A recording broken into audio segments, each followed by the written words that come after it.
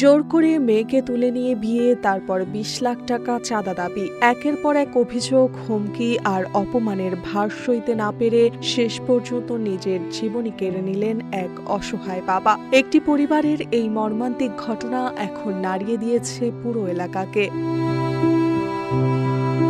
পরিবারের অভিযোগ, অষ্টম শ্রেণীতে পড়ুয়া এক স্কুল ছাত্রীকে জোর করে তুলে নিয়ে বিয়ে করা হয়। পরে মেয়ের বাবার কাছে ২০ লাখ টাকা দাবি করা হয়। টাকা দিতে অস্বীকৃতি জানালে তাকে মারধর, ভয়ভীতি প্রদর্শন এবং পরিবারকে এলাকা ছাড়ার হুমকি দেওয়া হয় বলেও অভিযোগ করেন স্বজনরা। তাদের দাবি, মেয়েকে নিয়ে দুশ্চিন্তা, সামাজিক অপমান এবং ক্রমাগত চাপই শেষ পর্যন্ত আবুল কাশেমকে আত্মহত্যার মতো চরম সিদ্ধান্ত নিতে বাধ্য করে। জীবন অবাক না করলে কে করবে? 28% মিল্ক ফ্যাটের অবাক করার সাথে ফ্রেশ মিল্ক পাউডার। জীবন অবাক করুক প্রতিদিন। আমার মেয়েকে আমরা বিয়ে দিতে করছি, ছেলে বলতেছে যে আমার সাথে মোহর হয়েছে, আমাদেরকে মারপিট করতেছে ওরা।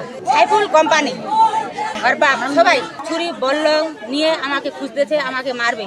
২০ লাখ টাকা দিতে হবে, তো নাতেও দিতে হবে, না দিলে জায়গায় গড়াই করবে। কে বলছে? সাইফুল।